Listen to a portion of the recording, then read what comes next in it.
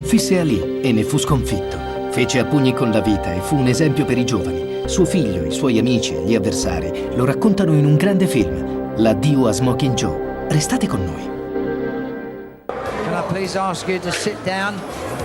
And we're going to do a questions and answers session now with our legend here this evening, the one and only Mr. Smokin Joe Frazier. And now, the time is near, the time is here to check my hopes and prepare. I say to take the dare. Oh man, it's time to climb right through them ropes and face a man, have a plan, but states that plan, not in a shy way. Well, that's their right, but come to fight, hell, I'll fight them my way.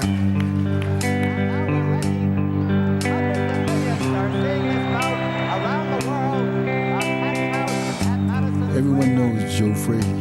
He's a legend. One of the greatest heavyweight boxing champions in history. But I often wonder how many people know the same Joe Frazier I know.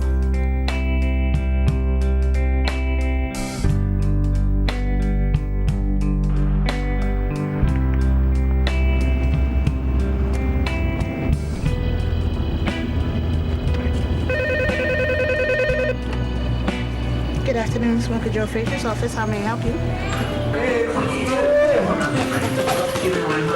What's up, bro? That's me, Marvis Frazier. I'm Joe Frazier's oldest son. My father has trained in the same gym in Philadelphia since 1968. For the last 25 years, I've worked with him there. Hundreds, maybe thousands have come through our doors. We just wanted to try to give something back to the community. Philadelphia is the capital of boxing, and I believe Joe Frazier's gym is the White House. These are great fighters that have all come from Philadelphia. This guy here, Benny Briscoe, man, he was in our gym. Choo Choo Charlie Brown, Bernard Hopkins, that when he first got out was here.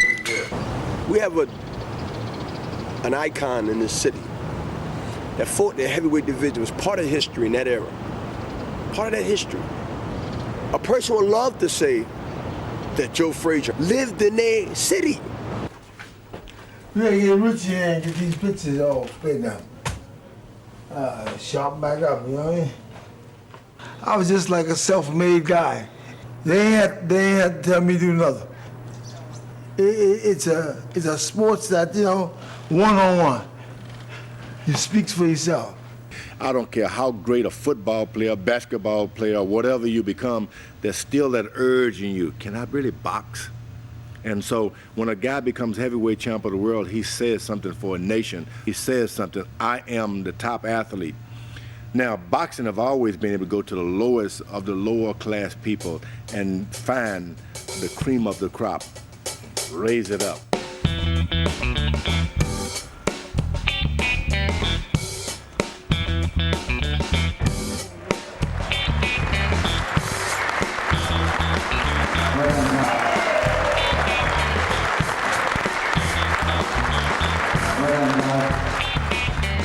You're actually from Philadelphia, but you wasn't born in Philadelphia. Where was you born? No, I was born in the South, where a rough life between me and my white brother lived. Sometimes I didn't understand why things didn't go the way I want to go, or didn't move in my direction. Hallelujah. I'm going to take a trip. Y'all come on. Only good old gospel ship. Need y'all help now. And we'll go sailing through the air. I'm going to take a trip. Come on. On that good old gospel ship. And we'll go sailing.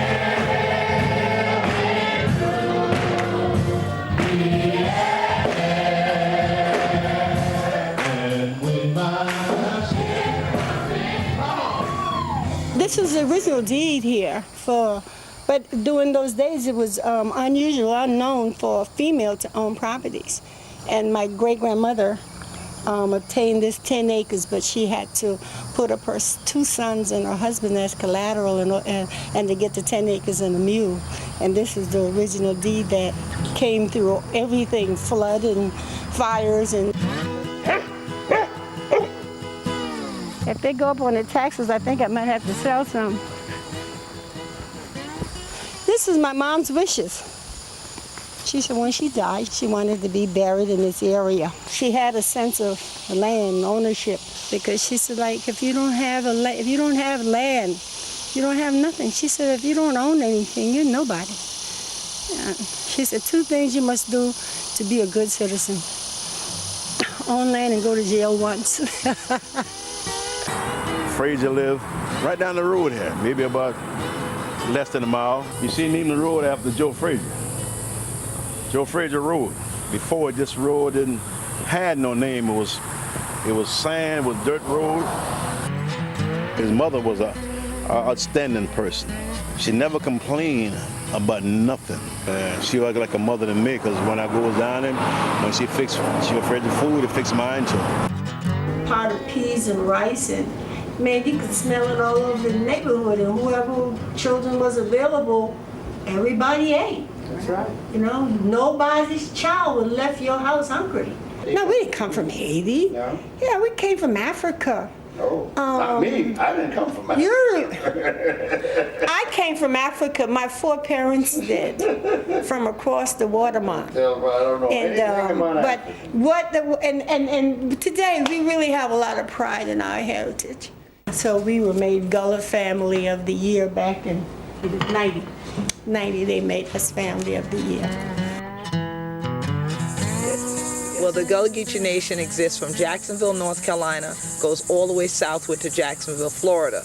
Takes up all of the islands called the Sea Islands and 30 to 35 miles inland on the mainland. So the people of African descent who are natives of this area are the descendants of the Africans that were enslaved here on the plantations that used to occupy the same area up to the St. Johns River. This was the Touch of Class nightclub, and it's now the Touch of Class Convention Center on St. Helena Island. And this is one of the places that Joe Frazier used to come to and frequent all the time. So you're talking about hundreds of cars and hundreds of people shoulder to shoulder. And he loved being in that atmosphere. And not so much where some folks would want to get in that atmosphere because of their ego. It was just being at home with his people. Mm-hmm. Yes, he always remembered where he was from. Because if he didn't, he wouldn't come back. You know, so many people are born a certain place and they leave and the grass always looks so green, so they forget to come back. But Joe always came back. We have a proverb in Gullah that says, if Hona ain't know where Hona the deer from, Hona ain't gwine know where Hona the gwine. Others would just equate it in one West African word, San Kofa. They say in the Caribbean, go back and fetch it. So that means if you don't know your past, you have no way of truly knowing where you're headed in the future. When Joe Louis, the heavyweight champion, came into Beaufort, and he did an amateur bout at Robert Smalls High School, Joe was there. And he promised his father, after he saw Joe Louis fight, he said, I'm going to be a fighter one day. I was in the presence when he promised his father, Reuben Frazier, that he was going to be a fighter. I didn't have top education, supposed to be, but then when I came out of Mormon, I came out like this. He always liked to fight. Always liked to fight. He had one pair of boxing gloves. I put on one, he put on another, and we just hit one another. So it was in him. Decided I thought that maybe he was treated unfair, and I want to see why I was just as good as anybody else. Well, time with me, Frazier was coming up. You know, you couldn't go to the same school, didn't go to the same movie. When you're coming up and, you know, different nationality, different color of your skin, that we have to go to so much, and it becomes to built within you. you know? And if you carry around with you, you was going to always be angry. Always going to be angry. I know it's not right, but the system also wasn't right. Remember one night that I just took Frazier home about 3:30, 4 o'clock in the morning. So on my way back, this car was blowing behind me, beep, beep, beep, beep. So I pulled aside, said it's 2 white girls. She said, where you going? I said, I'm on my way home. She said, can you find another friend that we can hang out? So I went by Frazier. I was Frazier, man, we got 2 white chicks. He said, well, you better go home and go to bed. He said, I ain't going with that. So I come around the other way and parked my car by the house and went to bed. We had went with these girls and somebody see us, first thing they're gonna cry rape. And we have been in jail now today. And he was right. But all the time we went to jail is for fighting.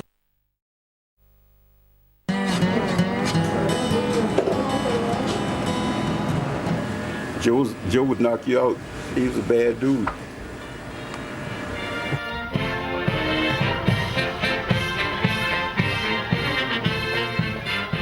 Guys in the community used to fight Marines. I think Joe Frazier, he fought some Marine. He knocked a Marine out or something because Joe Frazier was a little stocky, built guy. We was in the street around the club, and he said, how are you? Blah, blah, blah, blah. Get out the goddamn street. And I said, yeah, okay. You are so-and-so and so.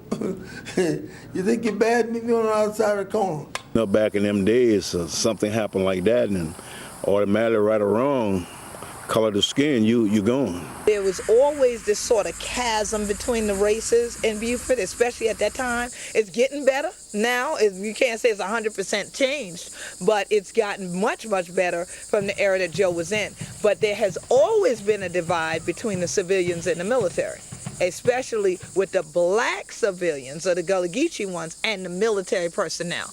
I didn't like the way how we were treated. And like, you know, like me and this guy had a fight and I beat him up, you know, so if I know that my life is gonna be on the line, I just didn't want to be like a guy got hurt, nobody knew anything about, you know, because I was gonna fire back. I told Mom, I said, I'm leaving, Mom. She said, where you going, son? I said, I'm getting out of here. To get you guys what you want, whatever you want, wherever you want it, how you want it. We left the next morning and head up north.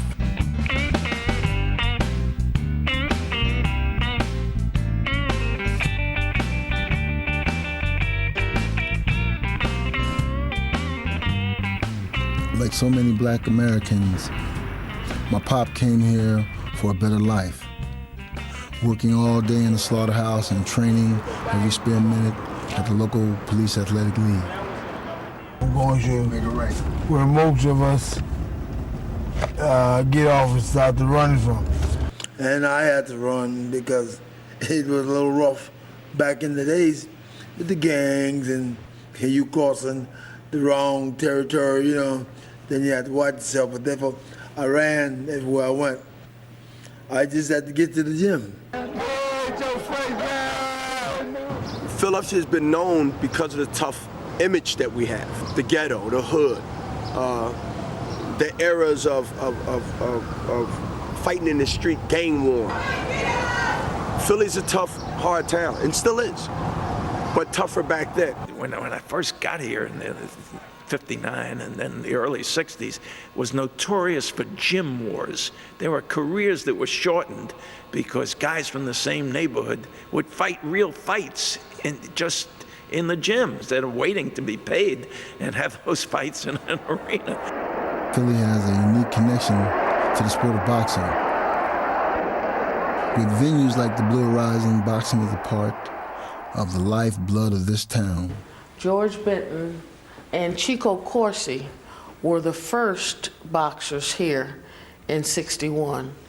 Boxing in particular helped to alleviate some of the stresses of the day.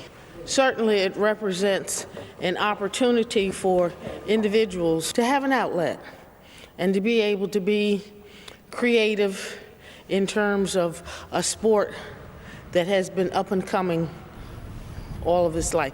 Boxing is always a work in progress. Philadelphia mirrored boxing in general in its ethnicity, the Irish followed by the Italians. The Jews were a big part of boxing history in Philadelphia.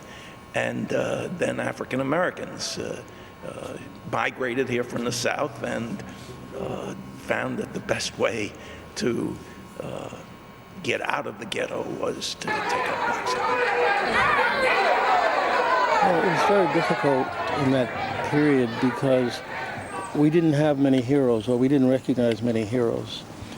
And that's why people like Muhammad Ali and Joe Frazier and others became so important, is because they were people that we could identify with, people from our neighborhoods. I mean, everybody didn't have an advanced degree, but some people could see that the system was not working for us as it was for other people.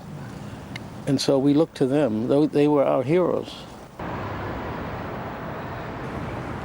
He believed in turn the other cheek all the time. I don't think I could have done that. I don't think I could have survived those days that he went through. We had to excel in everything that we had to do. We had to be better than the next guy.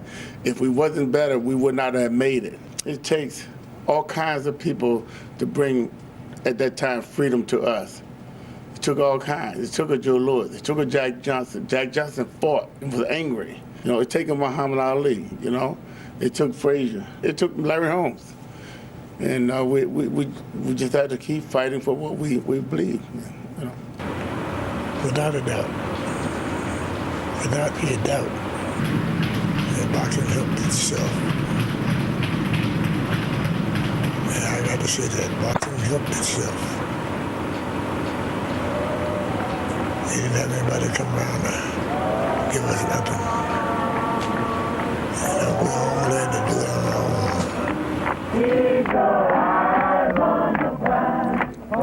My father's career spans a time of great change in America. The 60s were about people fighting for recognition, fighting for ideas, for civil rights, for a lot of things.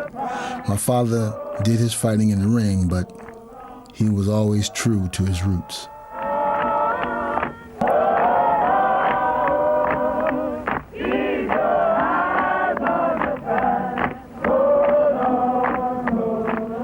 Here you see a picture of my father with two kids, you know, with his Olympic gold medal after he won the championship, Olympic gold medal in 1964. And my father's a real special man. He loves all of his children, all 11 of us. And what he did, he cut it up in all different pieces, and he put a diamond in the center of each of them and gave it to all of us. People did not associate him with great predictions at the time. Nobody spotted him as a potential champion until after the Olympics, which he won the gold medal while fighting with a busted thumb. And then people began to become aware of this guy, both the intangibles and his skills as a boxer. And my father was still alive, and he was all excited about it and everything. To see him come that far, because really I expect to see that boy come back home in a pine box. But winning the Olympics didn't mean my father had it made, not by a long shot. In those days, it wasn't automatic that an Olympic medalist or even gold medalist was celebrated as a big hero. And of course, in those days, Ali was like the sun who blotted every other heavyweight out. You know, here you have a young man who's a gold medalist. He comes back to his job, and it was the Cross Brothers meatpacking plant. When he first went to was going for the Olympics, his boss said, if you leave to go for the Olympics, I'm gonna fire you. So he did. Back in those times, was animosity, bigotry. The northern top part didn't make no difference, you know what I mean?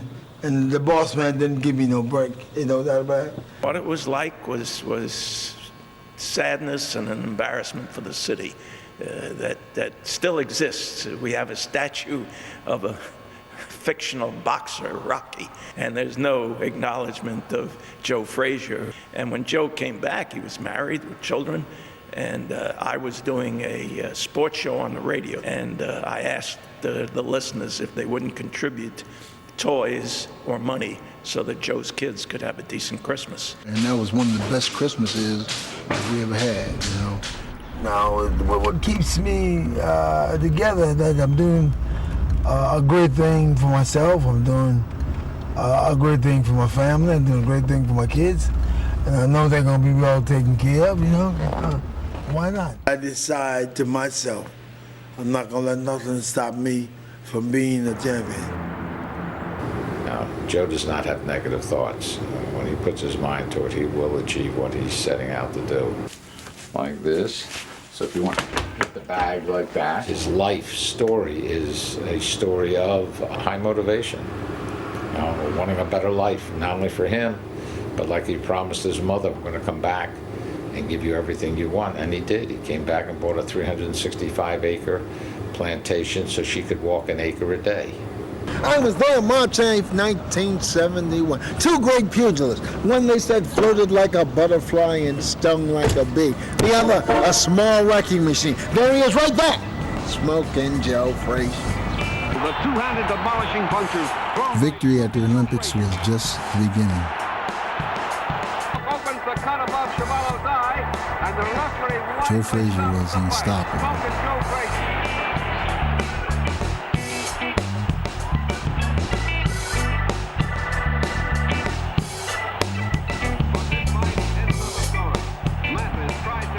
He was backed by a group of local businessmen called Clover. Some community leaders got together in Philadelphia and put up 80 shares at $250.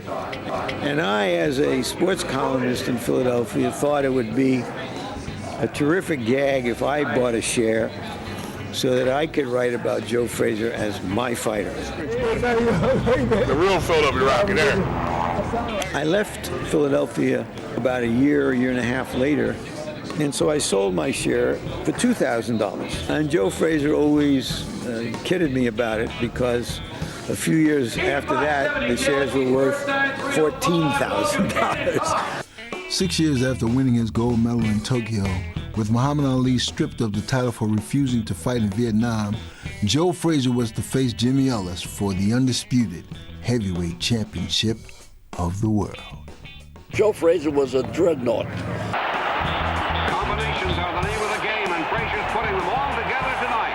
Frazier has Ellis on the ropes, and Ellis goes down. Jimmy came back to the corner and said, "How's it feel getting knocked down?" He said, "Was I knocked down?" I said, "I stopped the fight." Because he got dropped twice. I mean, poleaxed. That left hook. Yeah. I think I took him out in the fourth round, fourth or fifth round. And I hit him like a man for cutting down a tree. Chop a tree down. A crushing left to the head, and Ellis goes down again. That was 1970. Although our gym had only been open a short while, it was already becoming a mecca for ambitious young fighters. But as you come in the gym, you see this is the women's section. I'm looking to renovate all of this. I think that after all of the way that Joe grew up, I believe that he has always wanted to reach his hand back and pull the next person up with him. That he overall wanted, quote, black folks especially, not to necessarily just have to struggle all the time or to be committed to thinking your life has to be a struggle. The amazing, devastating, pulsating, tribulating Valdez. That's Warren. Getting together. Joe had made his money, and he wanted a facility where somebody else could grow. A lot of guys need help. The ones that stay with it long enough, they will be a success one way or the other. We're in a drug-infested area, but we've been here for 39 years. We never had any problems in the 39 years that we've been here because I think the people respect us. You know, they know I'm a preacher, you know, and preaching the word and trying to make a difference in the community. If they don't want to do it, I don't force them. They come in here, don't put a dime in my pocket from them. And maybe they'll be all right when he did, I guess. Young blood, get that ring. He know I'm down there. If he ain't right, I get him. Zeke, give me a little more. Just like you walk. Put it all on the front leg. Yeah, all on the front. There you go. There you go. Find a seat with your feet. Yeah, right. I didn't think I'd be here right now, honestly. I gotta take this year and go hard because I'm not no longer doing it for myself. I have a son now, so I gotta make sure he have everything. Joe Frazier. If you stay in here, I'll be in that's great middleweight. Yeah. What time? Next middleweight what? Isaiah Munir. Remember the name. Isaiah's father used to train at the gym years ago, and when Isaiah was about 5, I said, what do you want to be when you grow up? After I told him his father used to box, that was it. I want to box. I said, you want to be a teacher, a fireman, police officer? No, I want to box. I lost a lot of friends. A lot of friends of mine doing life right now, selling drugs. That's basically street life. And so when I'm not in here, I'm a part of that. Just gotta stay in. I'm a coach. It's very hard to convince a young inner city person that he can be something that he don't even think he could himself. You gotta have something to to light that flame. If it's positive, good. If it's negative, bad. Because that can turn out to be a different future, penitentiary or graveyard. Shootings, they're always shootings. Shootings that's like hearing the bus stop or hearing the doorbell ring. Shootings. Last year there was close to 400 and some odd deaths, homicides, and what kind of life is that? We tear our brothers down, we tear our sisters down, but that's not the way God wants us to live. The gym, the hate. It ain't about me. Y'all know all about me. But I'm telling you what I do to them kids of mine. I do not take no prisoner. And if we do the things that you have to do when a child start saying mama and daddy, he know right from wrong. And that's what we got to do with our kids. Because if you don't do it, somebody gonna kill him. Poor young black and male against the wall. It's funny. I think certainly over the years you've had so many people leave these communities. So to be able to see an icon like a Joe Frazier can really be a source of hope for many people who otherwise might feel abandoned. So you say, what gym you're in? You say, Joe Frazier's gym. Wow. Have you met Joe Frazier yet? Do you know it's Son Marvis? And it's a big deal. Good job today. I tell the kids, people are quick to label you, say where you can't go, what you can't do, what you can't be, what you cannot accomplish. And because the majority of the kids here are African American, I said, how do you spell black? And I said, B-L-A-C-K. And I said, well, the first letter in black is what? And I said, B. I said, so what you gonna do?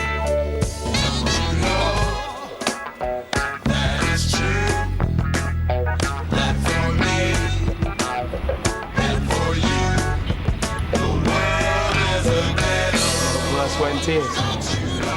Blood, sweat, and tears.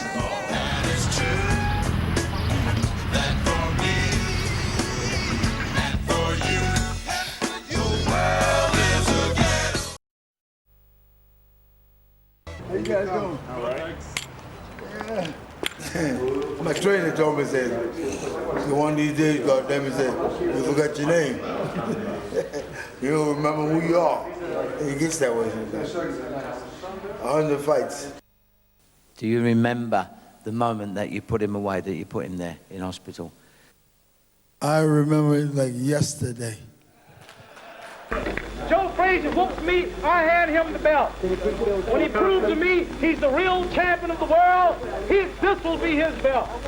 The fact that the nation was so divided over Mr. Ali refusing to go to Vietnam created a lot of problems for my father in terms of how he came to be seen. It haunted his career and cast a long shadow over how he'd be remembered. Float like a butterfly, sting like the bee. Man, I'm the man beat up Muhammad Ali. Every one of these posters is a fight that my company has promoted on closed-circuit television. And we did Ali Frazier Super Fight 1, which was the greatest sporting event of all time. I just wanted to be said that I can whip Joe Frazier. All the people who are in doubt, all them out of shape. And he says that he can whip me, and he won't feel right until he fights me. Ali winds up living in Philadelphia, which is uncomfortable for Joe, because Ali, in his own inimitable way, was going to agitate. He's going to come into town and run me out of town. He's going to do everything to me. I'm surprised he didn't come in the house after him. What you leave in my house? He was considered by the black people, Afro-Americans, an Uncle Tom, because he had mostly white people that were backing him. So that Ali always said to him, "You're an Uncle Tom." And I don't think people in Philadelphia, did anything for him. When Ali was forced into exile, he grew very resentful of some of the things that were being done to him. And Joe became the symbol of his oppressors, not just to Muhammad, but to the world at large. It was strange to us about how they would show him on the news, because when you really know a person and then you see how the sound bites show them, you kind of went, like, did he change? But everybody knew Ali had his way with words. So I never saw anybody or heard anyone, even in all these years, say, well, oh, you know, he was their boy, though, for the system. He wasn't like that amongst us here. This man right here tied my shoes for me. Told me he was still a champ. I think Joe Frazier came in at a time that was not beneficial to him, and he didn't get his true props because of being shattered by Muhammad. My pop struggled to understand why Mr. Ali needed to use him to make his point. Early in his career, they'd been friends. They both knew there were a lot of problems with society. My father wanted to help Mr. Ali, even asking the president himself to return his boxing license. I think I helped. I know I did. I knew I did. Mrs. Nixon came out on the lawn and they welcomed me. And I'd say, well, no, I'm not here. Mr. President asking for something probably unworthy, but I said, would you please give Muhammad his license? I want to beat him out. So they said, well, Joe, you think you are? Yes, sir. I got it in my back pocket. Go and pull him out. And then the Supreme Court cleared Ali on the draft evasion charges, and he was free to fight again. And that set the stage for the Ali Frazier one. There are 3 fights that have transcended boxing and transcended the world of sports. The first was Jack Johnson against Jim Jeffries, the Great White Hope fight. The second was the rematch between Joe Louis and Max Schmeling. The third was Muhammad Ali against Joe Frazier in 1971. Ali Frazier won was the most watched sporting event in the history of the world. I mean, you could hardly live in the U.S. and not know that those 2 guys were going to fight and take a side. I mean, all of the social turmoil of the time, what the fighters came to represent, how Ali was perceived, and it was built up for 3 years. 3 years. The first fight, I was there. I made so much money on that fight, I would turn down bet. We had a pool room in Hingsville too. We had 50, 60 people. I was the only guy who was betting on Frazier. Only guy. Come on, Smoke. Throw that double shot. This was the greatest fight in history. Look at the body shots. Oh, man. And this fight was like people in Vietnam, they stopped the war for this fight. They give people a certain amount of time to hang out, to watch the fight. If we could stop the war, we probably would go and talk to them guys not to fight anymore. During the 70s, it was rough, you know. Oh, your dad's an Uncle Tom, and, you know, being called Uncle Tom, that's like me calling a bad dude the sellout, you know, in your neighborhood, and these are your brothers who were supposed to be your brothers telling you that stuff. Oh, your dad's gonna get his butt kicked by Muhammad Ali, he's the real champion and all that stuff. Nah, y'all, you will see, 1971 comes, you will see who Joe Frazier is, so. And the fight itself was dynamic and thrilling, and Joe knocks him down with a left hook, and when it's over, Joe says he brought that from down home. And in my mind, he was talking about Beaufort, South Carolina. He had brought that left hook from down home. When Dr. Martin Luther King Jr. was killed, and Ralph Abernathy, who was his chief lieutenant, was said to be the heir apparent to SCLC, the organization that they co-founded, a lot of people said, well, Abernathy can't do the job. And they said that largely because he wasn't king. Well, how many of us could be king? And in the same sense, Joe Frazier was rejected because he wasn't Muhammad Ali, and he didn't speak out against the establishment. He didn't speak out against the war. And he was punished in some ways. And I think that really served as a long source of irritation and unhappiness for Joe Frazier. Sometimes, you know, like people can't really say what they want to say. They expect us to talk like professors, and we didn't go to school. Joe ain't gonna ever be able to talk like a professor.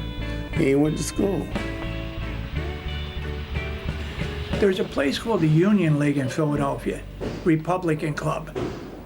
Was founded during the Lincoln administration. At one time, no blacks, no Jews, no Catholics. They call Cloverley and they say, we'd like Frazier to come over and speak at our father-son banquet. I said, well, I'll talk to Joe. So when Joe came into the office, I said, Joe, the Union League wants you to go. Oh, he said, oh, okay. I said, but just keep in mind, a black guy's not allowed into that place.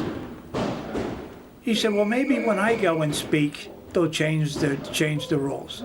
I want to go. I don't have a color scheme on my mind, on my head, on my lips about just people in general, you know what I mean? God made us all as one. And now we all could sit together, we can break bread together, we can laugh together, we can love together, we can dance together, and we damn sure can live together. How you been? Y'all been good to me. I was here that. Oh, yeah? I was at ringside. I helped put the ring up that night. You lose no money. Huh? No, I won money. I won money. I won money. All right, okay. The Tom part, yes, I'm a Tom for him. I Tom myself back to the government, to the president, to get him a license. That was my Tomming part, you know. So I was a Tom, but I Tom for him. Maybe my father wasn't as eloquent as Mr. Ali, but his upbringing taught him that we need to look out for each other. A lot of those who walk through our doors are carrying a whole lot of problems. My father helped me understand that we shouldn't give up on people. Well, we're going to CFCF where Isaiah Monier is, one of the young athletes from our gym. Even before he got to this place where he is now, I say, hey man, Isaiah, you got your whole life ahead of you. There's so many more things that you can do besides selling drugs on the street. You know, there's some rough guys out there, there's some rough girls out there, but then there are some guys, you know, who just get caught in doing the wrong thing because they lose hope. That's what I say. Oh, there's a baby picture. I forgot about that one. I would always tell them, what you're doing, I didn't raise you that way. You know, cops knocking on the door, or they run in, you know, search warrant. This is not the life I want, you know. And but he knew, he understood. I could see the pain in his face. You know, he knew what I was going through. You know, every time somebody knocked, my heart dropped. You know, I'm like, oh my God, they're coming for him again. He's still a young brother, man. You know what I mean? And I'm still with you. I'm still with you. I'm not gonna leave you. I'm not gonna let you go, man. But it's the roads that you choose. He was arrested in October, charged with selling narcotics, particularly marijuana and crack cocaine. And how long has he been boxing at the gym? Where this case happened in North Philadelphia, that's been a traditionally very high crime area. We see far too many young black males that are caught up in these situations with the neighborhood, and you know, it's just a fact of how it is. If you walk into American prison today, I mean, typically, you find that most of the prisoners are black. And most people know this. It's kind of a folk ethnographic understanding of the way the system works. The gym was 70% of my rehabilitation. It wasn't jail itself. It was me wanting to change mentally, and then had a vision once I got there that I want to do this now, like I've done when I was younger. Thank God I survived the prison. Thank God I survived 3 separate stabbings. Thank God I survived 9 years of parole and probation at 24 years old until my mid-30s. Thank God that I had boxing. The playground here, where most of the kids in the area come play, you know, if the right person get in the child's ear, that's it. You know what I mean? Come make some quick money and the child is involved and there he goes. In a gym like Joe Frazier's gym, there are many, many quote-unquote decent people who basically teach the values of the decent world. And yet, these people are under pressure, you see. And yet, they hang on. How's school? Huh? How's school? Good. How's the grade? Good. Where you got, man? A's and B's. And the old heads have hope. Get out of here. And the young people represent that hope for them. So they'll try to bring a young person along and try to raise him and try to encourage him to do the right thing, knowing full well that the streets can get him any day.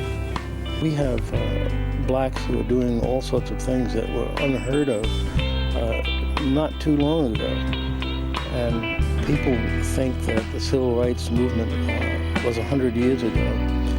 It wasn't. It was 40 years ago, 50 years ago, and it continues to this day. And it isn't the same.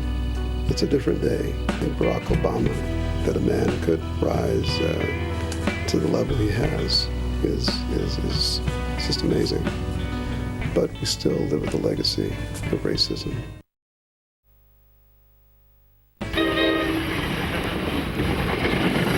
Joe Frazier's gym been there just as long as I've been born. My uncle took me to Joe Frazier's gym. So I remember stepping in that historic gym on Broad and Glenwood and seeing giant pictures of Joe Frazier, this temple, this university of saving kids, saving adults.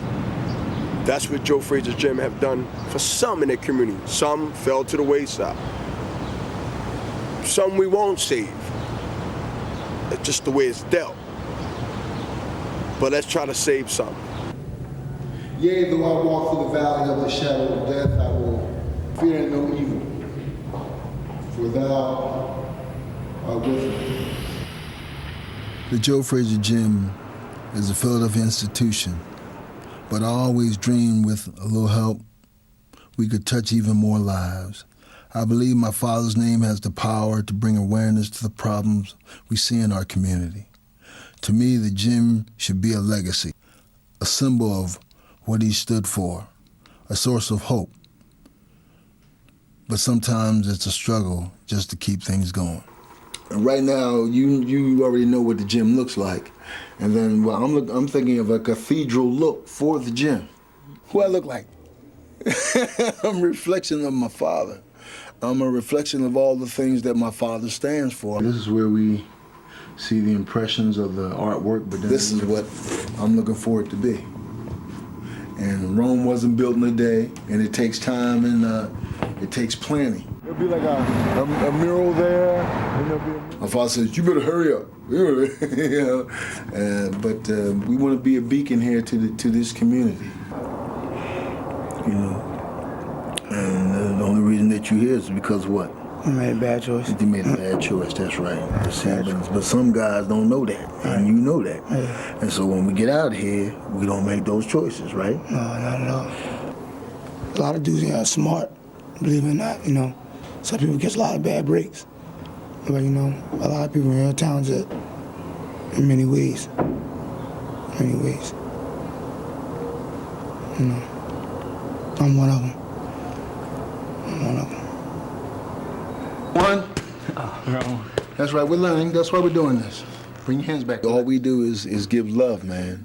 And that's the majority of the time what most of us need. We need somebody to say, "Hey, man, you can do it." And what I'm looking to try to purchase is a piece of land that they have back here. Everybody's not going to be a Joe Frazier, nor does everybody. Does everybody want to be, you know, a boxing a champion? But we do believe in being a champion in life, and so it's about helping our brothers and our sisters.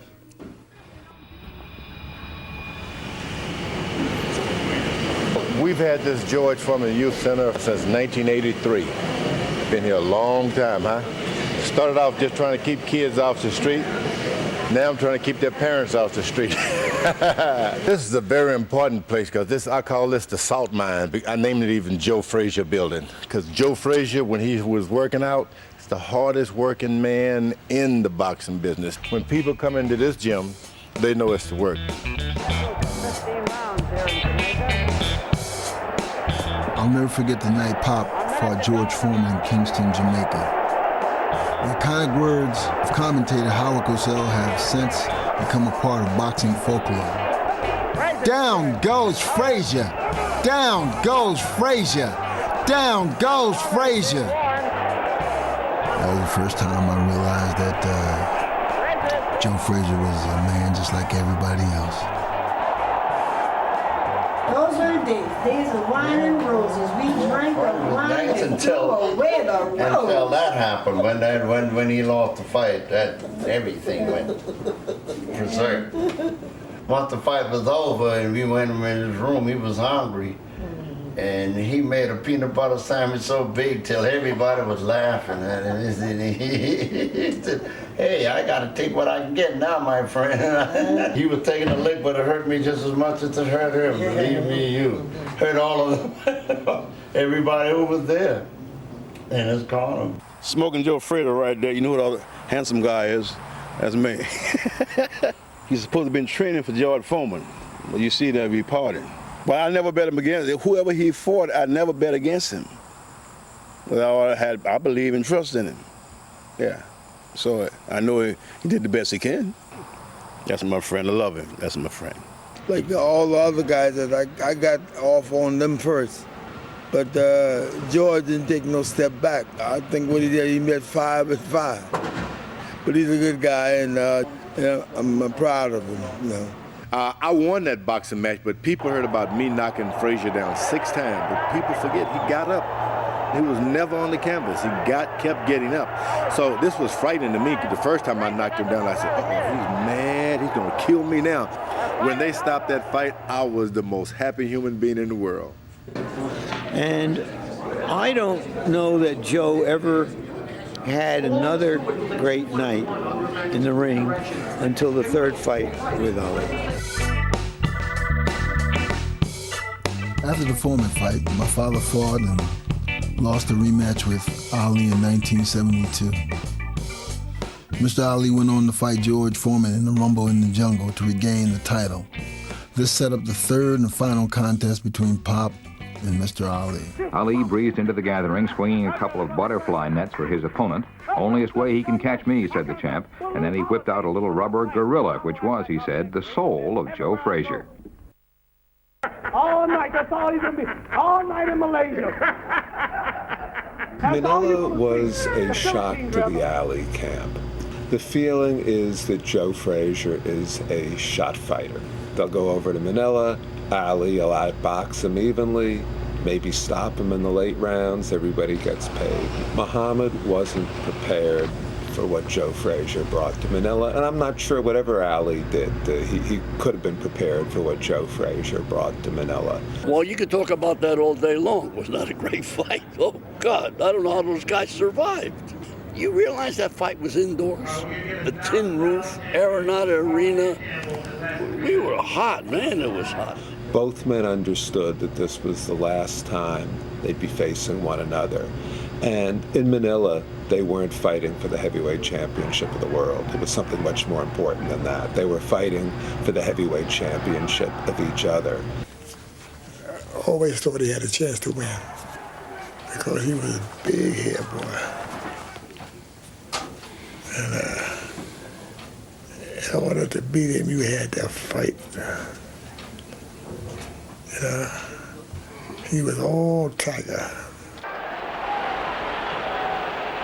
Early on, he came back from the corner, and he said, man, I'm out, I'm done. I said, now we separate the men from the boys, Muhammad. Let's go, baby, suck it up. And he always sucked it up. It was a dramatic struggle with Joe taking too much punishment and getting that eye closed and being unable to see. And Eddie Futch saw that and chose not to send him back out. Mr. Futch was in the ring in the corner. You know, he had said to my father, Joe, if you don't look good in this next round, I'm going to stop the fight. And my father went out for the 14th round. He didn't look that well. And when he came back and sat on the stool, you know, Mr. Futch said, Joe, I'm stopping the fight. And my father said, no, Eddie, don't stop the fight. Don't stop the fight, Eddie. Please don't stop the fight. Don't stop the fight. You know what I mean? He said, no, don't stop the fight. Mr. Futch extended his right hand. He said, Joe, Joe, Joe. And when he did that, you know, my father just put his head down. He said, okay, you're the boss. Joe, were you disappointed it was stopped? Well, I wasn't happy about it. He didn't want to stop. He didn't want to continue going on. It was survival of the fittest. Muhammad survived. Joe couldn't because, what I say, he's only an earthling. But he is great. I don't know no other fighter today, besides myself, who can beat Joe Frazier. And I was trying to take him out on every shot I threw at him. But, you know, it's over and done. And, you know, him and I now ought to be partners and pals and, you know, look out for the kids and help them to go in the right direction because that's what we really need.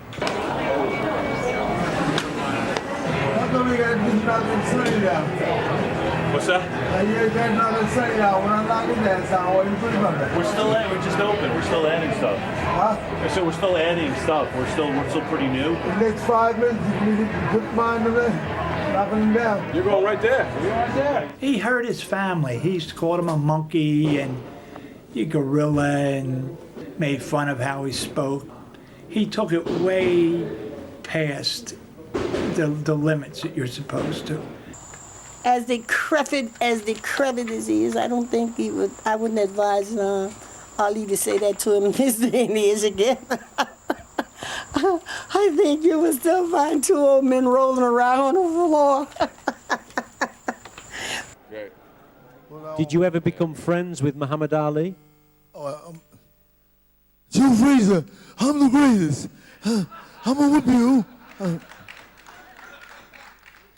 Well, God bless them. But, you know, we become friends, and sometimes I get down, I say sometime now. Sometimes I get down on my knees and I ask the Lord to help him to walk and become, let's say, healthy again. Ali is a different kind of animal. People love him. They love him, they hate him. Because I know people that hated Ali because he didn't join the service. They hated him. You know? Now, people love him. The same people hated him. So, people are fickle. But those two guys are always going to be my buddies. And all they have to do is ever pick up a phone and call me if I can ever do anything for them. For Ali, in a minute. For Joe, in a second. Ali, of course, is mainstream now, and Joe has pretty much been cast aside. The same people who embraced Joe when he was the symbol of the establishment have now just looked the other way and don't care a whole lot about what's going on in his life today. And that's very sad. All right, take care, Joe. My father was part of one of the greatest rivalries in sports history. But too often, he is trapped in the legend of these contests. It has frustrated my father that this era of his life has meant that so many people don't know what he really stands for. See where it says available? I'd like to get that piece of land, and what I would like to do is to build an amphitheater back here. That, I think, would revitalize this whole community. These last couple of months, Papa's thinking of selling the place. I don't really agree with it, but I'm not the boss of the place, you know, so it's Joe Frazier's gym. It's not Marvis Frazier's gym, but God always has a way of doing miraculous things, and so we'll see what happens. When you have a father like Joe Frazier, it's hard not to want to make him proud of you. I was so proud of him. I felt it was my responsibility to carry on the Frazier legacy. When my father lost to Ali in 1975, you know, I was the water boy in the corner, and when his head went down, I said, you know what? I'm bringing the heavyweight championship of the world back to the Frazier family. Our speaker tonight is somebody who I've admired for a long time because of what he used to do in the ring. I admired his father for what he used to do in the ring, but what I admire about him now is what he does for the people. We would not bring him before y'all if he did not have a compassion for people. So with that, I give you Elder Marvis Frazier. Good evening, ladies and gentlemen, and welcome to Las Vegas, Nevada. This contest for the undisputed heavyweight championship of the world. This first young man I'm about to introduce you hails all the way from the city of brotherly love. Here he is in the blue corner, the challenger, Marvis Frazier.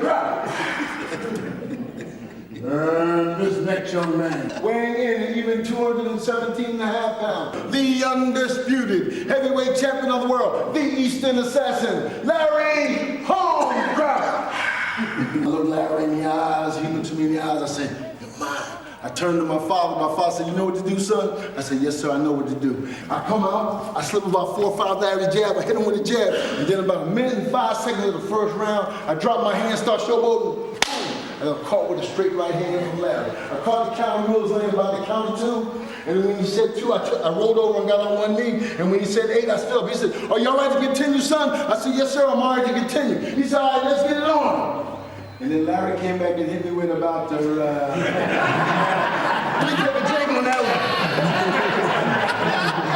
I hit him and told the referee, stop the fight. Stop the fight. Bang, bang, bang, bang, bang, bang. Stop the fight, stop the fight. Bang, bang, bang, bang. Stop the fight. In trouble there. Will he get over this first round? The gun comes. You know, everybody said that Joe might have pushed Marvis too soon because he was young. But how much is too soon when somebody giving you $1 million? Referee came in between us. He grabbed me and he said, son, I apologize, but I had to stop the fight. When he said that to me, I dropped my head. Tears started running down my cheeks. Brothers and sisters, no man in the world could be as low as I was at that moment in my life. And you know, I wasn't concerned about what the fans had to say. I wasn't concerned about what the press had to say. The only person I was concerned about who had to say something was what did Joe Frazier have to say. Because I figured I'd messed up that bad, and there was no way in the world that Joe Frazier could forgive Marvis Frazier for embarrassing his name in front of the whole entire world. As I was standing in the middle of the ring with tears coming down my eyes, I could see my father coming through the ropes. As he walked towards me, I said to him, I said, Papa, could you forgive me, Daddy? I messed up so bad, Daddy. Please, Daddy, please, Daddy. Brother, sister, came up to me, man, had a big smile on his face, man, arms as wide as the world. Came up and hugged me, grabbed his head, son. Don't worry about it. Daddy loves you. I don't care if you've been knocked down. I don't care what the world says. I don't care what anybody says. You're my son. I love you. I was overwhelmed, and to hear somebody that of that status, it was real enlightening. It was very enlightening. It's like you give me a shot of hope.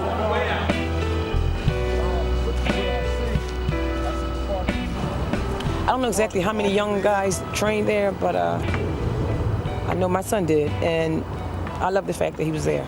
I love the gym. It was perfect for him, just perfect. He was proud when he went. He was confident when he went. You know, and when I heard the gym might be closing, I was a little sad.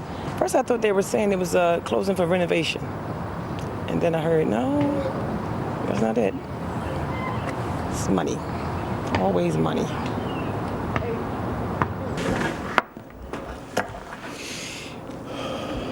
Dear Father God, as we gonna come together in unity, you said where there's unity, there's strength. And I pray this morning for my young brother, Isaiah, dear Lord God. You know his heart, you know his mind, you know his soul. And Lord God, I pray that with your might and your spirit, Lord, that you would help him to be the father he needs to be, the son he needs to be. Amen. Amen. Amen. Amen. Love you, man.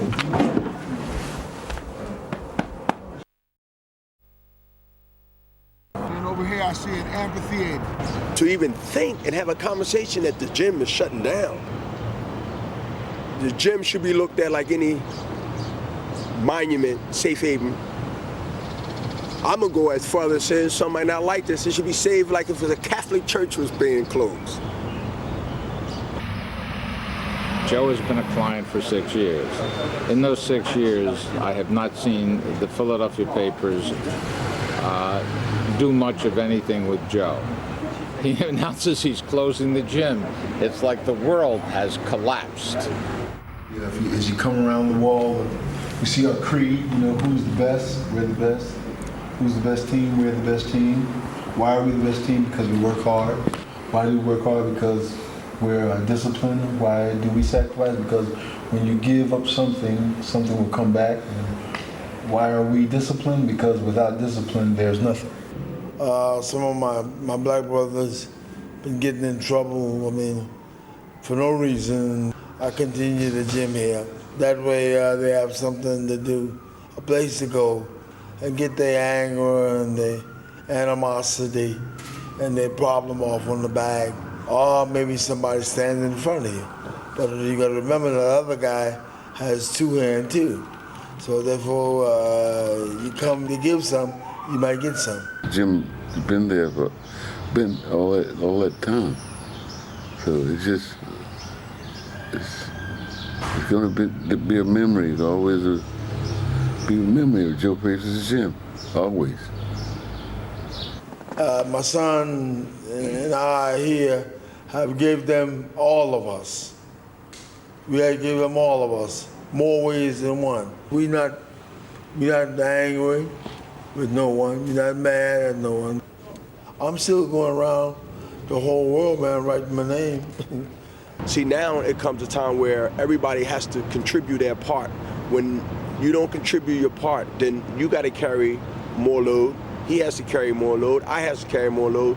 And then they'll wear that part of that engine out. Insurance risk, this and that. Financially, one man can't continue to carry the boat. When he was done fighting Ali, Jack Cook Kent, who was in Parentio, they were the promoters of the event. They took from Joe his gloves, his robe, his trunk, his shoes. Joe was left with his shorts, his jock strap, and a protector. they took everything else from him. That was part of the deal. When it was over, they don't give you a trophy for winning that. They don't give you anything. Joe came away with $2.5 million. And then when I tell you that Joe Frazier probably ended up with less than $1 million out of the whole thing. So the only thing he has now is his name and reputation, and everything in Philadelphia associates with him. They ought to build him a damn statue here. I wrestle with the issue very often of whether or not boxing is good or bad for the people who partake in it, because there's so much financial exploitation and so much physical damage. But I go back to the fact that you can walk into any gym in any city in the world, and there's no graffiti on the walls, there's no paper on the floor, there's a level of manners that you don't see anywhere else in these people's lives. And I also look at Muhammad Ali, and did boxing take an absolutely heavy toll on him? It sure did. But where would Cassius Clay have been without professional boxing? Many of the people that we see who are doing good things come out of the inner city, but they have been inspired by people like Muhammad Ali and Joe Frazier and others who've come up from almost nothing and attained the top of their profession. The hope is that people will look upon something like Joe Frazier's gym and see, well, maybe I can create something, or I can be a part of something else that will help me to rise up. You know, my father was a New York City cab driver. He said, you have to have three things: inspiration, aspiration, and perspiration. He said, but the most important of the three is perspiration. I always thought that athletes were like born that way. I always thought if you hit a baseball, Joe DiMaggio or Willie Mays could close their eyes and run around and catch it. I didn't realize that there was somebody hitting thousands of baseballs to them, till I realized I was with Frazier, and I realized how hard he worked to be like he is. He is certainly not the greatest fighter of all time. I would tell you, in my opinion, Muhammad Ali is the greatest fighter of all time. Joe had the biggest heart. When Joe set out to beat you, he could beat anybody. It's a David and Goliath story. He got as much out of himself as there was to give, and maybe more. And you can't ask any more of any man, including yourself. We call him Smokin' Joe Frazier because from the bell ring from the first round, he smoked through all the 15 the same way. I call him my brother. Good guy. Yeah, he can be all right. Joe, final question. Do you have any biggest regrets? I would think that the Lord been good to Mama and Daddy when Mom pushed me out. Now I got 16 brothers and sisters, you know. Half of them gone, half of them still there. But I just like life, and I love people, and I love to see things go right. And I'm just living, that's all. Ladies and gentlemen, please be upstanding for the undisputed former heavyweight champion of the world, Smokin' Joe Frazier. My father tells me he's tired. Maybe this is the end of the story, but I hope not. I believe there's more to do. I still hope that maybe one day, with a little help from the good Lord, we can reopen our doors to those who are facing so many doors that are closed. We're proud of him. He made history. Sometimes he really don't know a lot of the things that he's done or how people feel about him here. And I think there's another legacy he needs to leave other than that of his glove and the Olympics and everything else. And I want you all just to remember that all that have befallen us and we have gone through, it is well. Amen. It is well. Yeah. Oh, it is well. With my soul, with my soul, it is well. It is well. With my soul, God is well. It is well. March 8th, 1971. Two great pugils. It was the 15th and final round. Thus Simone. Down goes Muhammad. And through the portals of time, history once again has spoken. Smokin' Joe Frazier. I want you, Joe. I'm fast. I'm the greatest of all time. I want you, Joe. Yeah.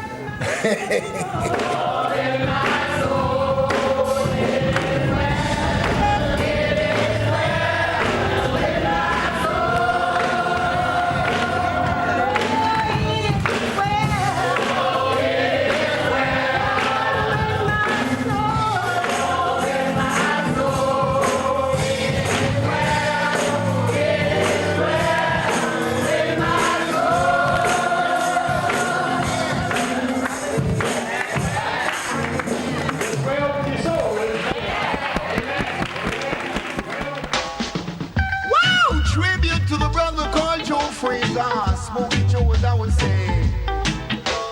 We lost the big fights. When I tell you people this was really out of sight, as I would say. Don't get weary. Never, never, brother Joe.